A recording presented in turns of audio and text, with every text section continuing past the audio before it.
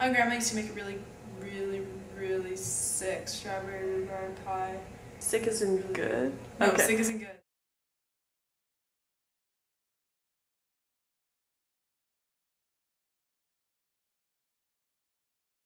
Okay, can you define what you think slang is? Because I think our definitions are very varied.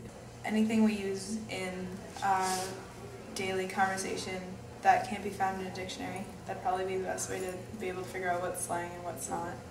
I think of slang as words that I would not find in a typical dictionary, or words that are used in from a typical words but used in non-typical contexts or meanings. Slang is any word that we use as if it is a real word that is not actually a real word, I guess. Like, words that we use out of context, I guess, or words that are not in the dictionary but we essentially take for granted as part of our language. I would say that slang is mostly what people come up with.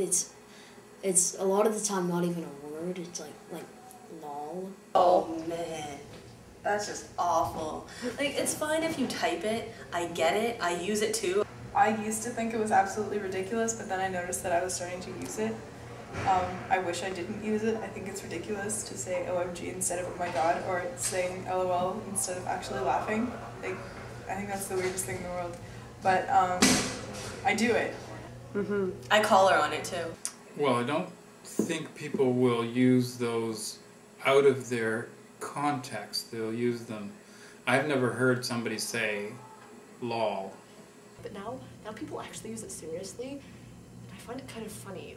Like, why would you try to replace laughter with a series of letters? Like, it doesn't make any sense. Like, on the computer, fine, but there's a limit to how much we can replace with words. You just have no idea what they're saying, but it's just the funniest thing ever.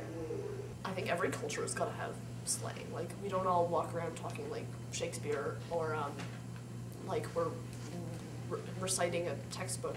They might be from a different culture. I would say that England is probably the slang capital of the world, and London is definitely the premier city. In Cockney rhyming slang, every expression has a rhyming equivalent that has two parts. Cockney rhyming slang is supposed to be used by Cockneys. The definition of a Cockney was somebody who was born within the sound of Bow Bells, which is in the East End of London, a poor working class district. Tumble is tumble down the sink. That rhymes with drink, and you only say the first part. So in fact, the rhyme is hidden, which makes it even more of a kind of secretive slang. That is so smart. That's like intelligent slang. That doesn't even count as slang. That should be a language on its own. That is very complicated. But kind of cool. And if people understand it, then cool. So check it out. Hello, darling. Fancy a tumble? Well, I'm really not sure. I see you're wearing a wedding ring. What about your wife? Oh, don't worry about the trouble. She's off with her skin. Won't be back for a bubble. Well, I'm not sure about a drink, but a walk would be lovely. A ball down a frog? That'd be good. Then we could stop on a nuclear, or an Ave Vera, or a Tom. Well, I'm very sorry, but I do have an American gentleman friend. You're turning me down for a Sherman? That's right, Anne, that is. What? That? What? No, I mean, if it's to a point where it's not understandable. If that works for them, that works for them. I wouldn't understand it for the life of me. They were just talking, and you knew what they were saying.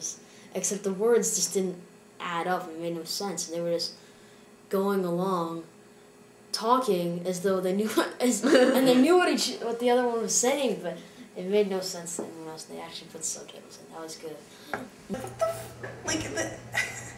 Okay, if you're talking to somebody and you know they don't understand the slang that you usually use, don't use it. Everybody knows how to speak proper English. They use slang because they're comfortable and relaxed. They know that other people will understand what they're saying. So if you know that people are not going to understand what you're saying, say it a different way.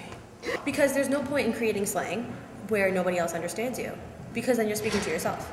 I think that people use slang because it's easier. It's faster. And I guess it's sort of cool. Slang and swearing convey a certain emotion that formal English just can't do. I feel like formal English likes to edit out a lot of emotion, and anger is expressed as anger as opposed to like, hey, fuck you, bitch. I think they use it primarily to keep people out of their group. It shows that you belong if you understand and if you can use it, and it shows that you quite clearly don't belong if you can't understand it. And I would say that that's a pretty widespread, pretty standard way of using slang, whether it's young people or a specialised group like butchers or cockneys or even computer nerds. They all have their own slang that is designed to include and exclude. The way we define slang is like words that like our parents wouldn't understand. Or, like, I think it's a cool idea to have slang that keeps people out. I think it's a great idea to sort of have your own language and your own code.